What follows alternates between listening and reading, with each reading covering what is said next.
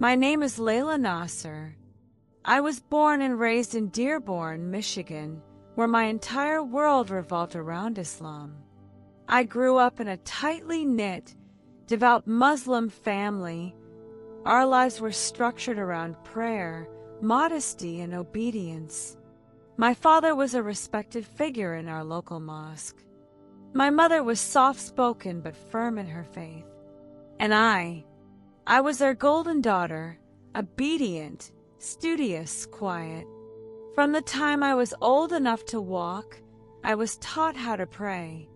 I fasted during Ramadan before I even hit puberty because I wanted to. I memorized surahs, wore my hijab with pride, and even corrected my cousins when they skipped prayers. I believed wholeheartedly that Islam was the truth. I believed that pleasing Allah was the purpose of life. And more than anything, I believed that if I did everything right, I'd earn paradise someday. Islam wasn't just my religion. It was my identity. But what I never told anyone was something always felt off. I felt like I was reaching but never arriving. Like I was always under surveillance, never safe, never secure, never fully loved. I obeyed God out of fear, not love. Every day I worried I'd mess up and tip the scales against myself. I'd recite the Shahida and wonder, was it enough this time? There was no peace, only pressure. In the winter of 2025, I began to feel strange. It started with headaches and lightheadedness. I brushed it off. Then came nausea, fatigue, night sweats. I stopped eating. My weight dropped. Soon I was too weak to stand for prayer. Doctors ran tests but couldn't find anything. My father thought maybe it was spiritual, a test from Allah. My mother thought maybe I had been cursed, or worse, was being punished. One night, I collapsed in the bathroom.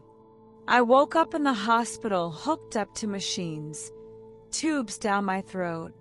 My family was around me, whispering prayers. My mother held my hand and sobbed. My father's lips moved in silent Quranic verses. My little brother stared at me, terrified, but I could no longer feel my body. I slipped away gently, not like falling, but like being pulled. And then, suddenly, I wasn't in the room anymore. I floated above the hospital bed, watching everything. I saw my father pacing. I saw my mother on her knees, whispering, "Ya Allah, save her." I saw the doctors give up. I even saw the moment when the nurse shook her head, when the machine flatlined.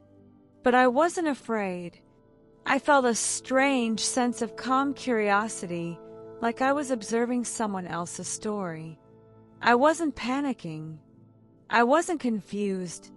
I was drawn. Everything around me dimmed, and I was pulled through what felt like a tunnel, not made of darkness, but of light so intense it felt alive. It wasn't like the sunlight. It didn't burn. It enveloped me like warmth I didn't know I needed. I passed through memories, childhood, prayers, tears on my prayer rug, Eid celebrations, reciting Quran at school, and then silence. Then I heard it, a voice. Layla! It wasn't a booming voice, but it filled everything. It was strong but gentle. It carried authority and affection in equal measure. I thought, could this be Allah? But deep down, I knew it wasn't. This voice didn't match the one I had been taught to fear. It wasn't cold. It didn't demand. It didn't weigh me. It welcomed me. Then I saw him. A man stepped forward, not just a man, but someone whose presence shook me to my core. He wore white, brighter than anything I'd ever seen. His eyes, they weren't just looking at me. They were seeing into me, and I knew it was Jesus, not the Isa from the Quran, the one we were told was a prophet, nothing more. This was someone holy, radiant, divine. My soul recognized him before my mind could process it. I fell to my knees, not because I was forced, but because my heart gave out in front of his presence. I said, "But I was a Muslim. I didn't know." And Jesus looked at me with eyes that held fire and forgiveness and simply said, "I know." Then something happened that I can hardly put into words. He showed me myself, not the version I presented to the world, not the girl in the prayer room, but me, raw and unfiltered. I saw the moments I doubted Islam but felt too afraid to ask questions. The nights I cried and felt like no one was listening. The times I obeyed not out of love, but out of terror. The pride I held in being devout, thinking it made me better than others. The fear I carried that I'd never be good enough. And yet, he didn't condemn me. Jesus looked at all of it and still loved me. There was no shame, no scolding, just a gentle grief. He wasn't angry with me. He was hurting for me. He reached out his hand, and as I touched it, I saw the scars. Nail scars. I gasped. Why would you do that for me?"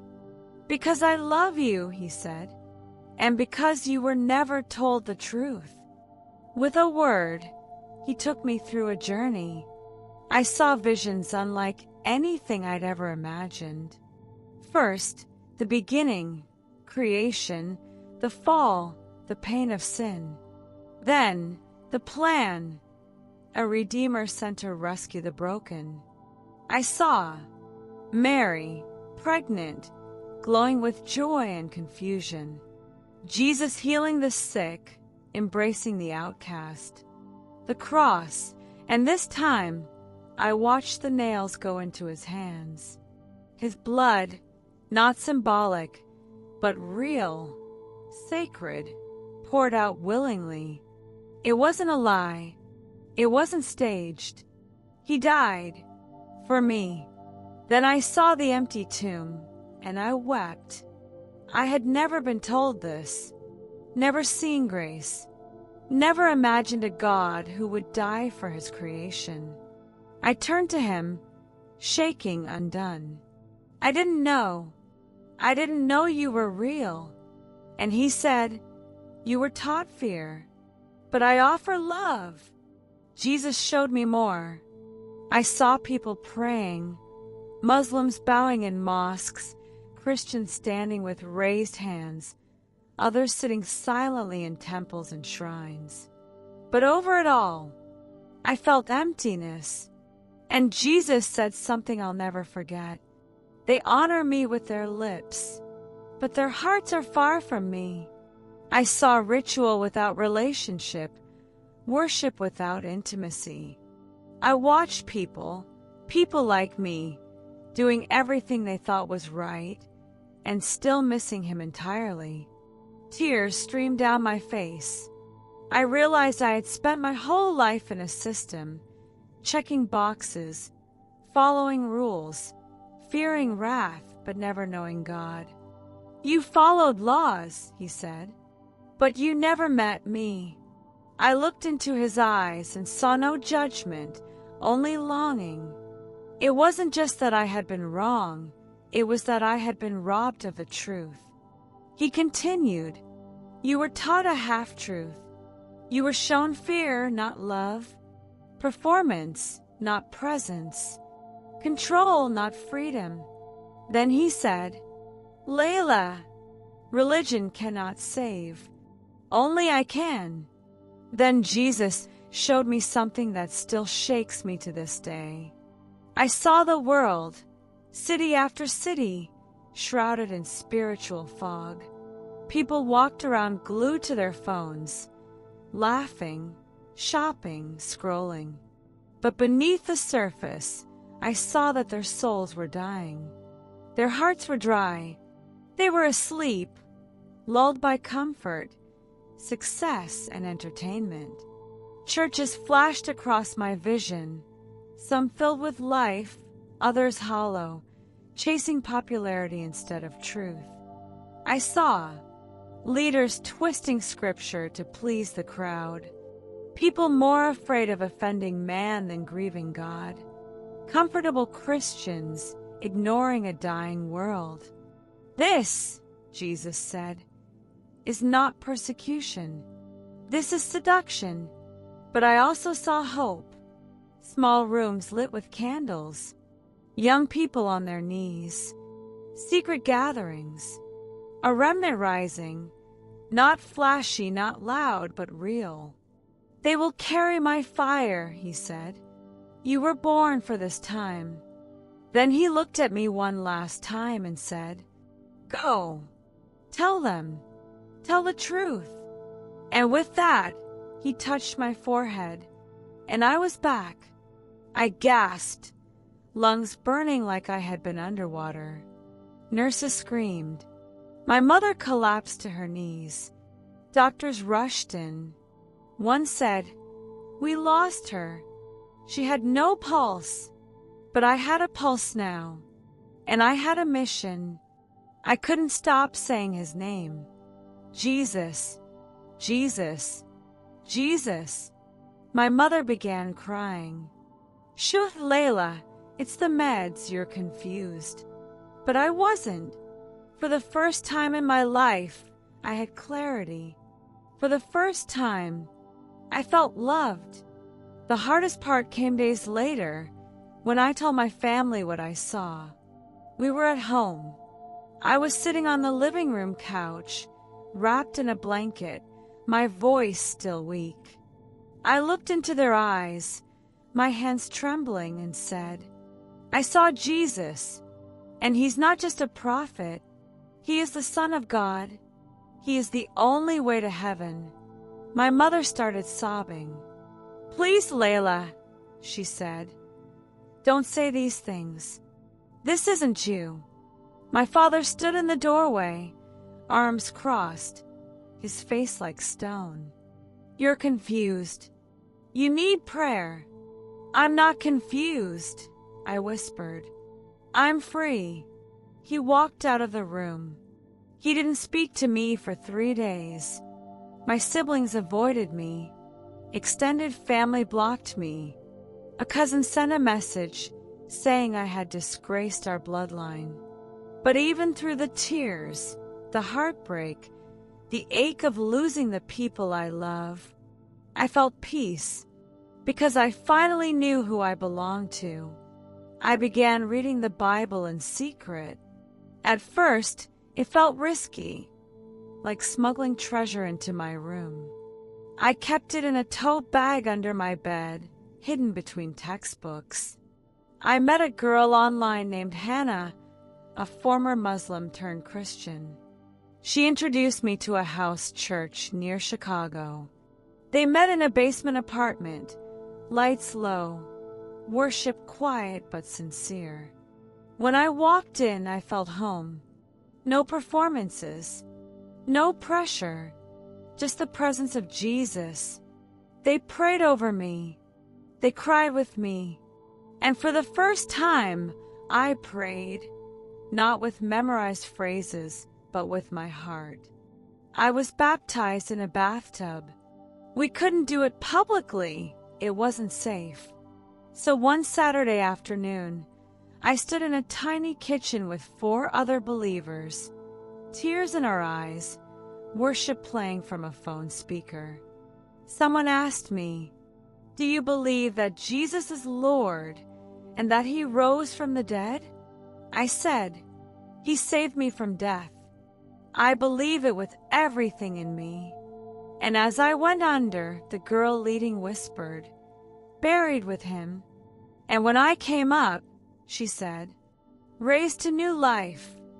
I wept for everything I lost, for everything I gained. I was no longer Layla, the devout Muslim girl. I was Layla, the daughter of the king. I wish I could tell you it got easier after that. It didn't. I lost friends. I received threats online. Someone emailed me saying I should be removed for dishonoring the faith. I had to change phones. I had to move. But Jesus was with me every moment. He gave me strength to share my story online. He gave me courage to pray for others in secret. He even helped me reconnect with my younger sister, not as sisters in Islam, but now sisters with questions. She hasn't made a decision yet, but she listens. She asks, and I believe He's working on her heart, because that's who He is. He's not afraid of our doubts. He doesn't run from our confusion. He pursues us, even when we've spent a lifetime running in the wrong direction. If you're still listening to me, this part is for you. I don't know where you are right now. Maybe you're religious. Maybe you're not. Maybe you're Muslim. Maybe you're Christian in name only. Maybe you're searching, like I was. Or maybe you're scared to ask the questions buried in your heart. But let me tell you something. Jesus isn't afraid of your questions. He's not disappointed in your doubts. He sees you. He loves you. And He's calling you by name. I was devout. I was sincere. I followed all the rules. But I was lost. And Jesus didn't come to destroy me. He came to rescue me. He came to rescue you too. If this testimony stirred something inside of you, share this video with someone searching for answers. Comment below if you need prayer or have questions. I'll read and respond to as many as I can. Subscribe for more stories like mine, because Jesus is still meeting people in visions, dreams, and near-death experiences. And if you're ready to know the truth, not just religion, not just tradition, but a real God full of love, then pray. Right now, ask Him, Jesus, if you are the truth, show me. I promise you He will.